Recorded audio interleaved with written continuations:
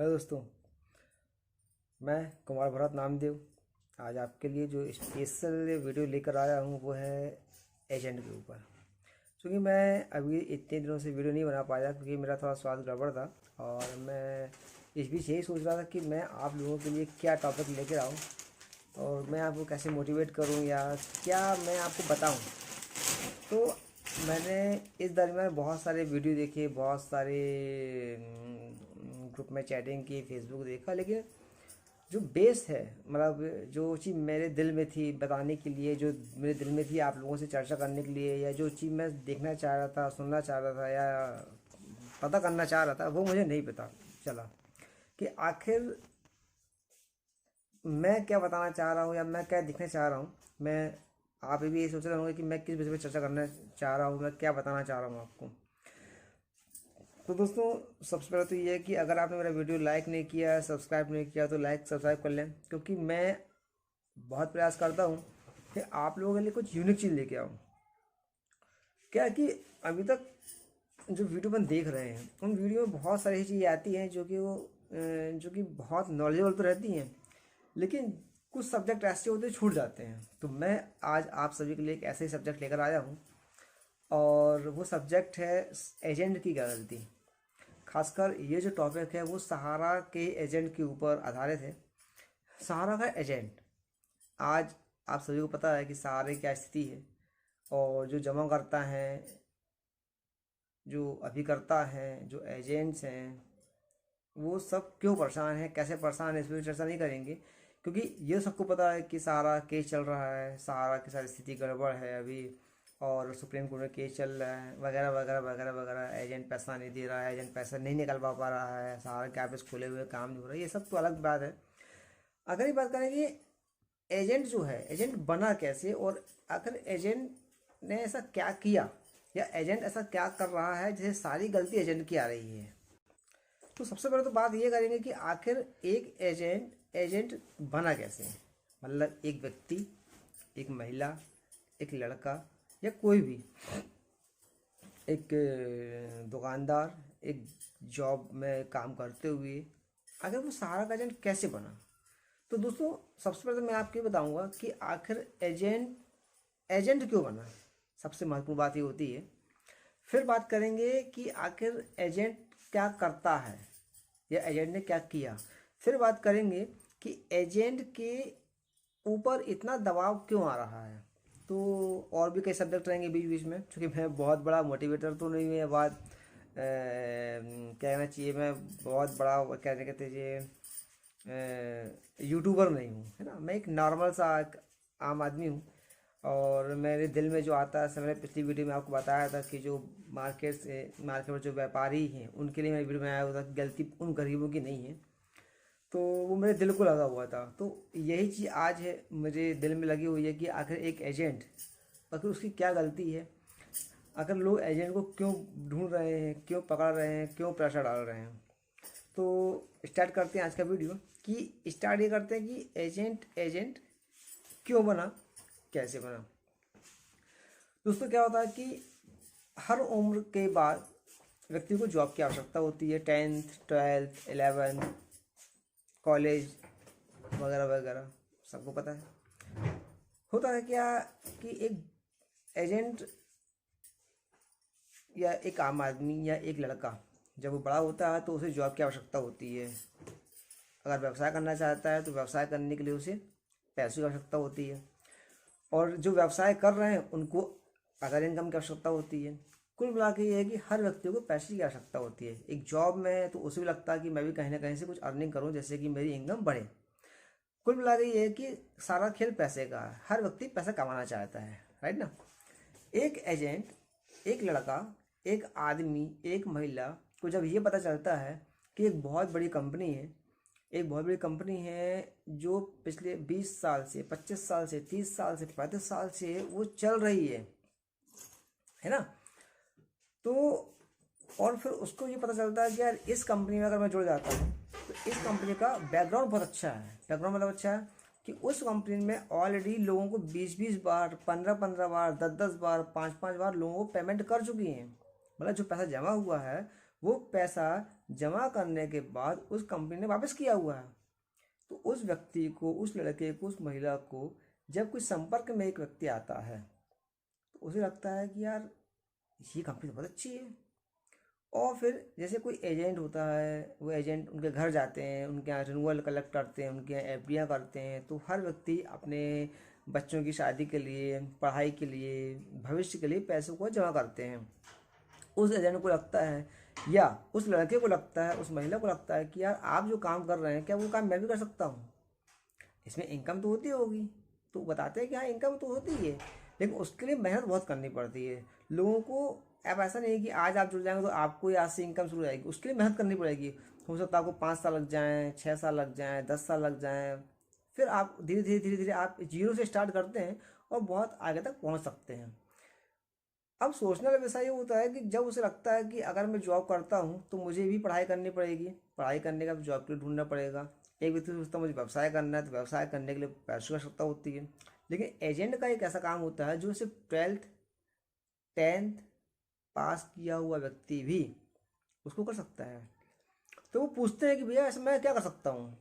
तो उनको लगता है कि भैया आपकी एक मार्कशीट लगती है, मार्कशीट लग के आपका कुछ डॉक्यूमेंट्स तैयार होंगे, कंपनी से आपका कोड जनरेट होगा और आप लोगों से मिलेंगे, फील्ड में बात करेंगे, आप जाएंगे मार्केट में और वहाँ से आप स्कीम बताएंगे, जो कंपनी की योजनाएं हैं उन योजनाओं को लोग बताएंगे और वह व्यक्ति उन योजनाओं को करेगा और उससे उसका फायदा मिलेगा और उस पर आपको कमीशन मिलेगा। अब एक आम आदमी सोचता है कि ये काम तो अच्छा है, लेकिन विश्वास क्या है। तो बताते हैं भैया इस कंपनी को चलते हुए 20 साल, 25 साल, 30 साल, 35 साल हो गए हैं। ये कंपनी लोगों को बहुत सारा पैसा वापस कर चुकी है, लोगों को 2 गुना 3 गुना पैसा मिल चुका है। भैया अच्छा, एक लड़का बोलता है अच्छा भैया तो ऐसी कंपनी के साथ अगर जुड़ जाए तो रिस्क तो है ही नहीं। फिर क्या करता है वो अपने लोगों से मिलता है कि भैया मैं फलानी कंपनी में जुड़ रहा हूँ। फलानी कंपनी मतलब मैं पर्टिकुलर एक कंपनी की बात कर रहा हूँ, वो सहारा, समझिएगा आप। अब व्यक्ति बोलता है कि यार अगर सहारा कंपनी में मैं भी जुड़ जाता हूँ तो मुझे भी इनकम होगी। बोले हाँ बिल्कुल होगी, लेकिन उसके लिए मेहनत करनी पड़ेगी, बहुत मेहनत करनी पड़ेगी। और क्योंकि मार्केट में बहुत सारे एजेंट हैं और आपको कंपटीशन बहुत ज़्यादा है और भी कंपनियाँ हैं। तो वह व्यक्ति बोलता है ठीक है भैया मैं प्रयास करता हूँ। फिर वो अपने मित्रों के यहाँ जाता है, रिश्तेदार में जाता है, तो बोलते हैं हाँ यार मेरा खाता तो चल रहा है ऑलरेडी, सहारा में मेरा खाता ऑलरेडी चल रहा है, मैंने ऑलरेडी एफडी करा ली है, भविष्य में कभी होगा तो मैं आपको बताऊंगा। जब वो एजेंट अपने रिश्तेदारों में, मार्केट में और दुकानों में और दोस्तों से मिल के बताता है कि मैं एक सहारा का एजेंट बन गया हूँ, तो उसे पता चलता है कि ये तो ऑलरेडी लोगों के खाते खुले हुए हैं, लोगों की एफडियाँ हैं, लोग ऑलरेडी पहले से चला रहे हैं, मतलब मैं तो नया हूँ, समझ रहे हैं। अब वो कंपनी में आता है, बताता है कि सर ऐसी ऐसी बात है। बोले आप धैर्य रखो, चूँकि कंपनी इतनी बड़ी है और कंपनी के इतने ज़्यादा ग्राहक हैं, उसमें आपको थोड़ा सा समय लगेगा जमने में। और जब उसको कमीशन नहीं मिलता है, 1 महीने, 2 महीने, 4 महीने, 6 महीने, 8 महीने, 1 साल आता है। बोले सर मुझे कुछ पैसा मिल नहीं रहा, मैं क्यों काम करूँगा। लेकिन धीरे धीरे उसको मोटिवेट होता है, उसको लगता है कि नहीं यार मैं भविष्य में इसमें आगे बढ़ सकता हूँ। धीरे धीरे प्रयास करता है, करता है, फिर धीरे जाके वो एक एक धीरे धीरे इनकम में बढ़ते आता है। इनकम में कब बढ़ता है, जब लोगों के खाते खुलते हैं, एफडियाँ होती हैं, तब उसी के रिश्तेदार, उसी व्यक्ति जो एजेंट बन चुका है, उसके रिश्तेदार, उसके दोस्त, उसके मित्र, उसके आसपास के क्या नाम चाहिए, पड़ोसी, समाज के लोग, दुकानदार उसे खाता खुलाते हैं, क्योंकि उनका ऑलरेडी पहले से विश्वास बना हुआ है। और उस विश्वास पे एजेंट का विश्वास बनता है कि नहीं यार ये कंपनी तो चल रही है और ये कंपनी चलेगी, कंपनी का बैकग्राउंड बहुत बढ़िया है, गवर्नमेंट के रूल ऑफ रेगुलेशन से कंपनी चल रही है और पिछले 20, 25, 30, 35 साल से चल रही है। इसका मतलब है मेरा भविष्य और मेरे ग्राहकों का भविष्य सुरक्षित है। अब वह क्या करता है, वह काम को शुरू कर देता है, समझ रहा है, वह काम शुरू कर देता है। तो दोस्तों इस प्रकार से एक आम व्यक्ति एक एजेंट बनता है। आप समझिए, एजेंट बनने के लिए क्वालिफिकेशन बहुत कम चाहिए होती है, उसका ईमानदार होना बहुत आवश्यक है, क्योंकि पैसों का लेन देन है। और उस व्यक्ति को लगता है कि मैं ईमानदार हूँ और मैं अच्छे से काम कर सकता हूँ, मैं किसी के पैसे का नुकसान नहीं करूँगा, मैं जो पैसा ग्राहक से लूँगा या समाज से लूँगा या यहाँ से लूँगा, मैं बाकायदा उन पैसे को ऑफिस में जमा करूँगा और वह ऑफिस उससे पेमेंट करेगी, बदले मुझे कमीशन मिलेगा। अच्छा दोस्तों, ऐसा सिर्फ इस कंपनी के साथ नहीं है, सहारा के साथ भारतीय जीवन बीमा निगम, वह भी एक संस्था है। हेल्थ इंश्योरेंस, वो भी एक संस्था है। प्राइवेट कंपनियों ने भी इंश्योरेंस जारी किया, वो भी एक संस्था है। और इसके साथ साथ और भी कई ऐसी कंपनियां हैं जिनके एजेंट होते हैं, और आप अच्छी तरह जानते हैं क्योंकि आपके परिवार में से भी, या हो सकता आप भी किसी न किसी कंपनी के एजेंट होंगे, या आप अगर व्यवसाय में हैं, आप कंपनी में हैं, आप दुकानदार हैं, आप प्राइवेट जॉब कर रहे हो, तो आपको पता है कि आपके पास भी कोई ना कोई किसी न किसी कंपनी का एजेंट तो आता है, राइट ना। अब उस एजेंट का वर्किंग क्या है, सबसे महत्वपूर्ण बात ये होती है उस एजेंट की वर्किंग क्या है। भाई सहारा के एजेंट की वर्किंग क्या है? सहारा के एजेंट की वर्किंग क्या है कि ग्राहक से पैसा लेना है और उस पैसे को लेके कंपनी में जमा करना है। वो कंपनी बदले में उसे कमीशन देती है, जो कि बहुत नॉर्मल होता है, जिससे उसका परिवार चलने भी मुश्किल होता है। लेकिन धीरे धीरे जब काम करता है तो उसकी इनकम, उसका कमीशन बढ़ जाता है, राइट। अब आप ये सोचिए कि वो तो अपना काम प्रॉपर ईमानदारी से कर रहा है, राइट ना, चाहे वो किसी भी कंपनी का है। तो सहारा का एजेंट भी वही तो काम कर रहा है कि वो आपके पैसे को लेके जाके जमा कर रहा है, और जब समय होता है, मैच्योरिटी का समय होता है, तो वो आपके पैसे के लिए कंपनी से बोलता है कि सर इन्हें पैसा दिया जाए। तो कंपनी बाकायदा उनसे बॉन्ड लेती है, एफडी के पासबुक लेती है, कागज़ लेती है, आईडी, एड्रेस, फोटो वगैरह सारे डॉक्यूमेंट्स लेके ग्राहक को पेमेंट कर देती है। तो जब कंपनी को सॉरी, जब कंपनी से ग्राहक को पैसा मिल जाता है तो एजेंट बोलता है सर कि मैंने तो आपका काम करा दिया, तो अब आप मुझे नया खाता दें। तो वही सही बात है।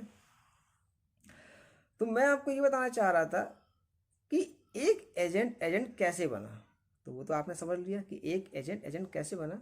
अब एजेंट की क्या जवाबदारी है? एजेंट की जवाबदारी ये होती है कि वो आपके पैसे को लेकर कंपनी में जाए, कंपनी में जमा कराए, और जब मैच्योरिटी होती है तो आपका आवेदन लगाए, आपकी मैच्योरिटी लगाए, आपके डॉक्यूमेंट्स लगाए, और आप कंपनी आपको पैसा वापस करेगी। जिस प्रकार से आपने कंपनी में जमा करने के लिए उसे पैसा दिया हुआ है, वैसे ही कंपनी उससे आपके कागज लेकर आपके खाते में पैसा ट्रांसफर करता है। एजेंट नहीं करता, कंपनी करती है। समझ रहे हैं आप? तो दोस्तों, मैं आपसे एक सवाल ये पूछना चाहूंगा कि इसमें एजेंट की क्या गलती है। अब आप बोलेंगे सवाल कैसे आ गया? सवाल ऐसे आ गया कि आज अगर देखें पिछले 5-6 सालों से कंपनी का जो समस्याएं चल रही हैं, केस चल रहा है, सेबी है, सुप्रीम कोर्ट है, ये सब न्यायालय पीछे लग कर सहारा के पीछे पड़ गए हैं। जैसे कि अब मैं मान लेता हूँ चलो सहारा की गलती है या नहीं है, वो एक अलग मैटर है। क्योंकि अलग मैटर इसलिए है क्योंकि अभी मैं एजेंट की बात कर रहा हूँ, ना कंपनी की बात कर रहा हूँ, ना अभी जमाकर्ता की बात कर रहा हूँ। ये जो आज मैंने वीडियो बनाया हूँ वो स्पेशली बनाया हुआ सिर्फ कार्यकर्ता के लिए, एक एजेंट के लिए। अभी मैं इसके बाद और भी वीडियो बनाऊंगा जो स्पेशली जमाकर्ता के लिए रहेगा, फिर स्पेशली कंपनी के लिए रहेगा, फिर स्पेशली सेबी के लिए रहेगा। तो आज का जो है कार्यकर्ता के लिए बनाया हुआ मैंने वीडियो। तो दोस्तों, मैं ये पूछना चाह रहा था कि अगर आज कंपनी के साथ स्थिति गड़बड़ है तो उसमें एजेंट की क्या गलती है? भाई एजेंट ने पैसा आपका लिया, आपका पैसा कंपनी में जमा किया, उसका काम तो खत्म हो गया। मैं उन जमाकर्ताओं से ये पूछना चाहता हूँ कि आखिर वो एजेंट को प्रेशर क्यों डाल रहे हैं? आप एजेंट के ऊपर प्रेशर मत डालें, आप कंपनी के ऊपर प्रेशर डालें, आप गवर्नमेंट के ऊपर प्रेशर डालें। क्योंकि कहीं ना कहीं किसी न किसी तरह से कंपनी के साथ साथ गवर्नमेंट के जो रेगुलेटर हैं उनका भी इसमें हाथ है। अब आप देखिए, कंपनी ने जो जमाकर्ताओं से पैसा लिया है वो पैसा सुप्रीम कोर्ट के कहने के साथ ही सेबी में जमा कर दिया है। अब कंपनी कह रही मेरे पास पैसा नहीं है, मैंने सेबी को जमा कर दिया। सेबी कह रहा है हमारे पास समय नहीं है, हम जांच पड़ताल करेंगे, जब जांच पड़ताल कर देंगे तब हम पैसा वापस करेंगे। जमा करता कह रहा है कि हमारा पैसा वापस करें, हमारा समय पूरा हो गया। अब एजेंट क्या करे? सबसे बड़ी बात क्या है, एजेंट क्या करे? एजेंट तो बीच में फंस गया। मैं आप लोगों से ये बताना चाह रहा हूँ, और मैं आप लोगों को ये स्पेशली बोलना चाह रहा हूँ कि आप सहारा के खिलाफ, सेबी के खिलाफ बात करें, कार्यकर्ता का सपोर्ट लें। दोस्तों, मैं आपको बहुत दिल की बात बताना चाह रहा हूँ, मैंने ऐसे ऐसे कार्यकर्ताओं को देखा है, ऐसे जमाकर्ताओं को देखा है जिन्होंने कार्यकर्ताओं पर प्रेशर डाल के उनको इतना ज़्यादा हतोत्साहित कर दिया है कि उन्होंने, जो कार्यकर्ता हैं, जितना कमाया नहीं है उससे ज़्यादा गंवा दिया है। मैं सही कह रहा हूँ। उन्होंने अपनी जो पूंजी इकट्ठी की थी उसे बेच दिया, ज़मीन बेच दी, अपना मकान बेच दिया, अपना जीवन दांव पे लगा दिया पेमेंट के लिए। लेकिन जमाकर्ता को उससे मतलब नहीं है। अब आप ये बताएं, अगर किसी व्यक्ति ने 1 लाख रुपए जमा किया, वो छोटा सा उदाहरण है, 1 लाख जमा किया, अब 1 लाख का उसे अगर 2 लाख मिलना है, लेकिन कार्यकर्ता को क्या मिला था? 2,000, 1,000, 3,000। उसमें भी आपको बता दूं मैं, जो जमा करता है ना, उसने भी कमीशन मांग लिया था कि भैया हमें कितना दे रहे हो। उसके बाद भी आज जब उसका 2 लाख मिलना है तो वो पूरा भार सिर्फ एजेंट के ऊपर है कि एजेंट ही पैसा दे, क्योंकि एजेंट ने अपने घर में रखा हुआ है। नहीं, एजेंट ने बकायदा पैसा लिया, कंपनी में जमा किया, बॉन्ड बना, बॉन्ड ला के दिया। अच्छा, होता क्या है, जमा करता पैसा देता है तो जांच पड़ताल करता है, ठीक है, समझ रहे आप, जांच पड़ताल करता है। कंपनी का नाम क्या है, कब से चल रही है, कंपनी का ऑफिस कहाँ है, कंपनी का मालिक कौन है, कंपनी डूबेगी तो नहीं, सब बढ़िया। अच्छा, तुम्हें कितना मिलता है, हमें कितना दोगे, क्या अभी हमको कब, अभी कब दोगे कि बाद में दोगे, कमीशन, ठीक। अच्छा, अब एजेंट सब कुछ बता देता है कि भैया कंपनी को चलते 20 साल हो गए हैं और कंपनी का इतना बड़ा नेटवर्क है, 10 करोड़ 15 करोड़ ग्राहक हैं, 10-15 लाख एजेंट हैं, और जबलपुर में, एमपी में इतने इतने ऑफिस खुले हुए हैं, पूरे देश में ऑफिस खुले हुए हैं, पूरे देश में काम चल रहा है। जब इंडिया टीम खेलती है तो उनकी टी शर्ट पे सहारा का मोनो लगा रहता है, बड़े बड़े फ्लैग्स, बड़े बड़े विज्ञापन आते हैं, कंपनी बहुत बड़ी चल रही है, ठीक है। कार्यकर्ता ने एजेंट को पैसा दे दिया, तो ठीक है। अब आप तुम बोल रहे हो, समझना, तुम बोल रहे हो तो हम कर दे रहे हैं, लेकिन जमाकर्ता के मन में भी तो आया है कि यार अगर 1 लाख का 2 लाख मिल रहा है हमको और दूसरी कंपनी के अपेक्षा, तो उसका मन लगा ठीक है भैया, मैं करता हूँ यार, अच्छी बात है। एजेंट से कमीशन भी ले लिया। होता क्या है, जमा कर दिया तो सब कुछ पता हो गया, सब कुछ कंफर्म हो गया कि हाँ यार सब कुछ सही है। तो अच्छा ये बताओ, जवाबदारी किसकी है? तो एजेंट बोलता है सर कंपनी है, मैं तो काम कर ही रहा हूँ, जब आपका समय हुआ तो मैं निकलवा दूंगा। एजेंट ने भी सही बोला, क्योंकि कंपनी को चलते हुए 35 साल होगा, वो एजेंट तो नया नया 35 साल कंपनी को चलते हुए तो विश्वास तो करेगा ही, और जमा कर तो पहले से विश्वास है, लेकिन फिर एजेंट को पूछना चाहता है क्योंकि एजेंट को फंसाना है। होता क्या है, एजेंट को उन्होंने किया, पैसा ले गया 1 लाख रुपए, जमा कर दिया कंपनी में। अरे भैया वो पेपर कब बनेंगे? बोले सर अभी 2-3 दिन में पेपर आ जाएंगे। ठीक है सर, रसीद आ गई क्या? सर आ जाएगी रसीद, ला के दे देंगे। जैसे तैसे रसीद ला के प्रिंट हुई, रसीद बना, रसीद ग्राहक को दिया, जमाकर्ता को दिया। बॉन्ड, सर बॉन्ड अभी प्रिंट हो रहे हैं, जब इकट्ठे प्रिंट होंगे तब आपको ला के देंगे।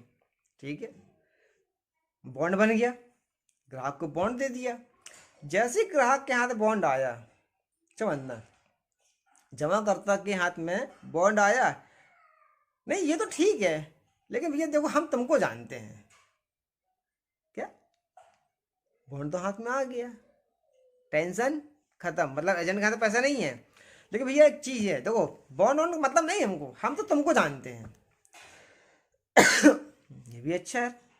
अब एजेंट बोलता ठीक है भैया, टाइम को हम निकलवाएंगे, राइट ना। तो अब इस प्रकार से एक एजेंट बनता है और एक एजेंट मार्केट में ऐसे काम करता है, उसके साथ इस प्रकार से व्यवहार होता है, और उसके बाद एजेंट ये सोचता है कि यार मैंने किया क्या, पैसा मैंने रखा नहीं, जवाबदारी मेरी। आपको बॉन्ड जब तक मिलता नहीं है जब तक जवाबदारी मेरी, लेकिन जैसे ही बॉन्ड मिल जाता है, जैसे एफडी कार्ड मिल जाता है, जैसे ही पासबुक मिल जाती है, तो जवाबदारी फिर मेरी। तो इस प्रकार से एजेंट काम करता है। तो मैं जमाकर्ताओं से हाथ जोड़ के निवेदन करता हूँ, हो सकता है आप इस तरह के जमाकर्ता ना हो सकता है आपने अपने एजेंट का बहुत ध्यान रखा हो, लेकिन मैं आपसे हाथ जोड़ के निवेदन करता हूँ कि किसी भी स्थिति में एक एजेंट आज की स्थिति में सहारा इंडिया परिवार का बहुत परेशान है, बहुत ज़्यादा दुखी है। और कई एजेंट तो ऐसे हैं, कई नहीं हजारों एजेंट ऐसे हैं जिन्होंने अपना सब कुछ बेच दिया है। एक चीज़ और बताना चाहूँगा आपको कि एक बार मतलब सॉरी, एक चीज़ और बताना चाहूँगा आपको कि एक सहारा का एजेंट जो आज 10 साल 15 साल 20 साल 25 साल 30 साल से काम कर रहा है सहारा इंडिया में, जो आज की डेट में अच्छे अच्छे पोस्ट पहुंच गए हैं, आज वह सारे के सारे एजेंट सारे के सारे लोग एकदम जीरो की स्थिति पे आ गए हैं। दोस्तों, आप जमा करता तो फिर भी कमा ही रहे हैं, रोजी रोटी के लिए काम कर पा रहे हैं, लेकिन एक कार्यकर्ता वो भी नहीं कर पा रहा है। मतलब आप समझ रहे हैं, उसके पास सहारा के अलावा कोई काम नहीं था। अब उसकी उम्र 35 साल 40 साल 45 साल 50 साल 55 साल हो गई है, वह कहीं नौकरी ढूंढने भी नहीं जा पा रहा है। क्योंकि आप लोग समझ पा रहे हैं पिछले 2 सालों से कोरोना लगा हुआ है और मार्केट की स्थिति इतनी दयनीय हो गई है कि लोग जॉब में ही नहीं रख पा रहे हैं। उस एजेंट ने आपको सब कुछ दांव पे लगा दिया है, ना वो व्यापार कर पा रहा है ना कुछ कर पा रहा है। तो मैं आपसे सिर्फ ये निवेदन करना चाह रहा हूँ कि आप एजेंट का सहयोग करें, उससे सलाह मशवरा लें, उससे पूछें, उससे जानकारी लें और उसको फिर क्या करें, आप उसके हिसाब से उसका सहयोग करते हुए चलें। पैसा तो आज नहीं कल मिलेगा, पैसा तो आज नहीं कल मिलेगा, क्योंकि कंपनी खुद कह रही है, ब्रांच मैनेजर कह रहे हैं, रीजनल मैनेजर कह रहे हैं, एरिया मैनेजर कह रहे हैं, सभी ऑफिस खुले हुए हैं। पुलिस प्रशासन, नगर पालिका, न्यायालय, high court, supreme court, SP DSP, मंत्री संतरी, विधायक, सांसद, आज पूरे देश में सबको पता है कि सहारा का एजेंट बेसहारा हो गया है, जमाकर्ताओं का लाखों करोड़ों अरबों रुपए फंसा हुआ है, लेकिन एजेंट के लिए कोई व्यक्ति नहीं खड़ा। आपको मैं बताना चाहूँगा कि अगर यही स्थिति रही, और जमाकर्ताओं से निवेदन कर रहा हूँ कि अगर उनका प्रेशर इसी तरह बना रहा तो एक एक करके एजेंट आत्महत्या करना शुरू कर देगा। मैं ये बहुत बड़ी बात बोल रहा हूँ आपसे, आप जमाकर्ताओं को स्पेशली बोल रहा हूँ, जमाकर्ता ये सुने ध्यान से। और उसका जवाबदार कौन होगा? आपका पैसा तो आज नहीं कल मिल जाएगा, लेकिन अगर किसी कार्यकर्ता ने, किसी एजेंट ने आत्महत्या कर ली तो क्या वो वापस आ पाएगा? नहीं आ पाएगा। मैं आपको इस वीडियो के माध्यम से सिर्फ यही बताने का प्रयास कर रहा हूँ कि आप एजेंट को परेशान न करें, उस पर प्रेशर न डालें, क्योंकि वह मानसिक रूप से इतना प्रताड़ित हो गया है कि उसके पास अब सिर्फ आत्महत्या करने के अलावा कोई रास्ता नहीं है। और मैं सारे जमाकर्ताओं से बोलूँगा, कार्यकर्ताओं से भी यही बोलूँगा कि आप मेरी इस वीडियो को ज़्यादा से ज़्यादा वायरल करें, ज़्यादा से ज़्यादा जमाकर्ताओं तक पहुँचाएँ, ज़्यादा से ज़्यादा कार्यकर्ताओं तक पहुँचाएँ। मैं इस वीडियो के माध्यम से उन सभी अभिकर्ताओं का पक्ष लेकर मैं बोल रहा हूँ कि थोड़ा जमाकर्ताओं से हाथ जोड़ के निवेदन कर रहा हूँ कि अभिकर्ताओं का, आपके जो एजेंट हैं उनका सहयोग करें, उनको लेकर चलें, उनको प्रेशर न डालें, उन मानसिक रूप से प्रताड़ित ना करें, क्योंकि उनके पास रास्ता नहीं है। हो सकता है आपकी बिटिया की शादी हो जमाकर्ताओं से, हो सकता है आपका घर बनना हो सकता है कि आपके यहाँ कोई बीमार हो। मैं मानता हूँ कि अभी सहारा इंडिया परिवार पेमेंट नहीं कर रहा है, लेकिन उस एजेंट की क्या गलती है? उस एजेंट ने तो आपका पैसा बकायदा कंपनी में जमा किया है, उस संस्था में जमा किया है। आप कोर्ट केस करें, पुलिस केस करें, किसी भी स्थिति में उसका सहयोग लें और बकायदा प्रेशर डालें, लेकिन एजेंट को थोड़ा सा धैर्य के साथ उसका सहयोग करें, क्योंकि आपका पैसा आज नहीं कल मिल जाएगा। आप अपनी बिटिया की शादी के लिए, अपने बच्चे की शादी के लिए, अपने परिवार के लिए कहीं ना कहीं से पैसा उधार लेकर या कहीं ना कहीं से पैसा मैनेज करके अपना कार्यक्रम निपटा सकते हैं, शादियां हो सकती हैं, परिवार चल सकता है।